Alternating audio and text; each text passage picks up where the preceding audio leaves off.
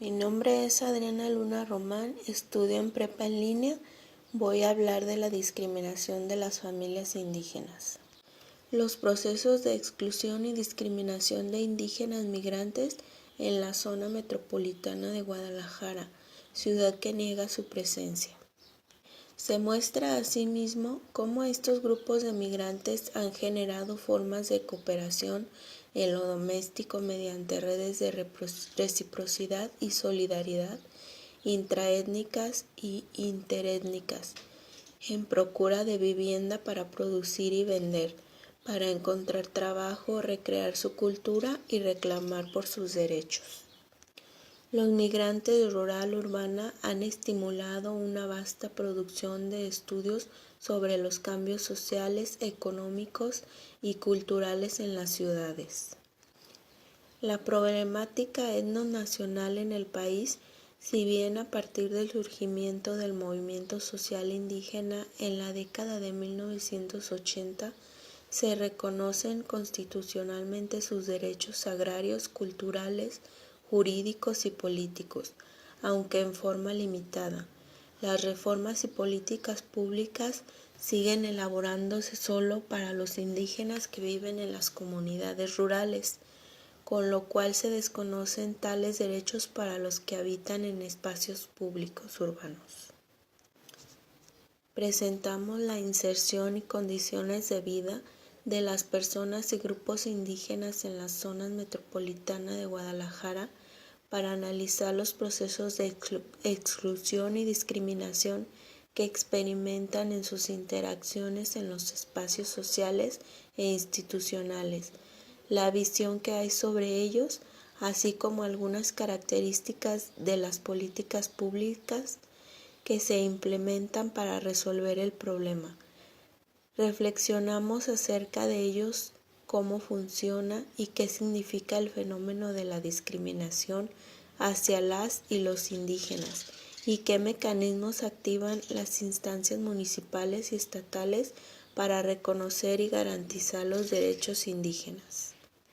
Se vincula con la discriminación que ellos viven en ámbitos sociales e institucionales, sobre todo en espacios escolares, instituciones de salud, mercados laborales, lugares de trabajo y otros espacios citadinos.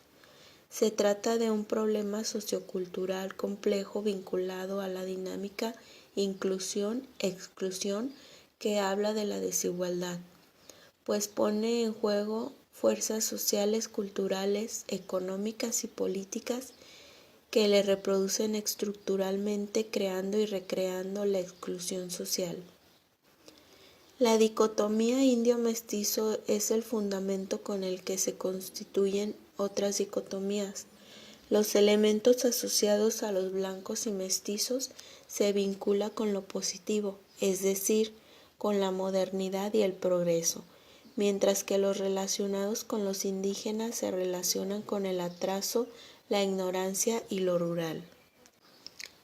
La discriminación que sufren lo más usual es invisibilizarse o mimetizarse y desarrollar estrategias en el ámbito doméstico y barrial para sobrevivir ante condiciones adversas y crear prácticas comunitarias. En otros casos, vivir en la ciudad ayuda a reconocerse y valorar aspectos de la propia cultura, lo cual es importante para impulsar la creación de organizaciones indígenas que luchan por el reconocimiento de sus derechos en la esfera pública frente a la invisibilización que ellos tienen en las políticas educativas y en las de salud, vivienda y trabajo, en la esfera urbana. Estas distintas respuestas estimulan transformaciones en la forma de vivir y proporcionarse del espacio, cambios respecto a la percepción de sí mismos y de los demás, que también pueden modificar las formas en que los no indígenas se perciben y perciben a los indígenas.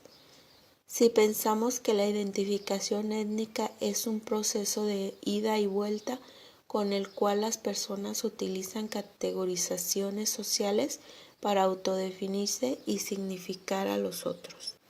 La discriminación étnica y racial asume así la forma de negación en Guadalajara, en tanto que ésta se autoconcibe como una ciudad de origen español, en la que lo indígena directamente no existe. De allí que se desconozcan las distintas etnias que actualmente residen en ella. Muchas de las colonias actualmente habitadas por los migrantes indígenas se construyeron irregularmente en zonas de alto riesgo y sin servicios. Los grupos fueron llegando y se instalaron o se asentaron en la periferia porque allí era el lugar donde no había nada y donde nadie les decía nada para no quedarse ahí. Frente a esta problemática, falta de servicios básicos como agua, drenaje y electricidad, más la discriminación. Destaca el hecho de que la situación ha sido mucho más crítica para los pioneros de cada grupo étnico. Otros grupos étnicos mayoritarios que residen en Guadalajara: nahuas, huicaricas, purépechas, mixtecos, otomíes, también viven en familias extensas. Muchos de ellos rentan un espacio o se los dan a cambio de trabajo cuando recién llegan. Igualmente, por carecer de documentos de identificación oficiales, acta de nacimiento, credencial de lector o de las cartas de recomendación. Se les dificulta conseguir un empleo y quienes lo obtienen por lo general es del rubro de los que no califican: albañiles y jardineros para los hombres o en el servicio doméstico y cuidado de niños para mujeres. Encontrar mejores condiciones de vida e incrementar la calidad de educación para ellos y sus hijos a fin de acceder a empleos de mayor calidad y hacer valer sus derechos. La dificultad para ingresar a niveles superiores de educación, esto último sobre todo por cuestiones económicas y la falta de apoyo institucional y de políticas públicas. A menudo este grupo de población enfrenta dificultades para comprar el material escolar que se les pide para la educación básica y cumplir algunas de las tareas, lo que se torna más complejo en los siguientes niveles educativos. La lengua es un elemento clave que lleva a la deserción y dificulta el aprendizaje en un sistema de educación público que no toma en cuenta las particularidades de la persona o sus rasgos culturales. La mayoría de los migrantes coincidieron en que la escuela es el ámbito en el que han experimentado más la discriminación, especialmente en la escuela primaria. Al evocar sus historias, lo recuerdan como una etapa muy difícil. La discriminación aparece íntimamente ligada a la lengua, pues esta es la diferencia entre mestizos e indígenas y se convierte en un obstáculo para comunicarse con sus compañeros y compañeras, y en la marca que aleja a los indígenas para crear dentro de la escuela grupos y redes de apoyo entre ellos. Las políticas sociales locales orientadas a la población indígena en Guadalajara han sido escasas, pues forman parte de las políticas para grupos vulnerables y pobres, y estas no contienen los elementos de intelectualidad fundamentales para el reconocimiento de los derechos integrales de los indígenas. No obstante que en el papel los pueblos indígenas tienen un marco legislativo que garantiza y protege sus derechos, sus demandas no se hacen efectivas ni se vuelven cotidianas. A finales del 2014, el Congreso Jalisciense impulsó un consejo consultivo buscando consensuar un proceso de reforma a la Ley sobre los Derechos y el Desarrollo de los Pueblos y las Comunidades Indígenas del Estado, pero hasta el momento no se ha reformado la Ley Estatal Indígena, junto al desconocimiento de las comunidades indígenas.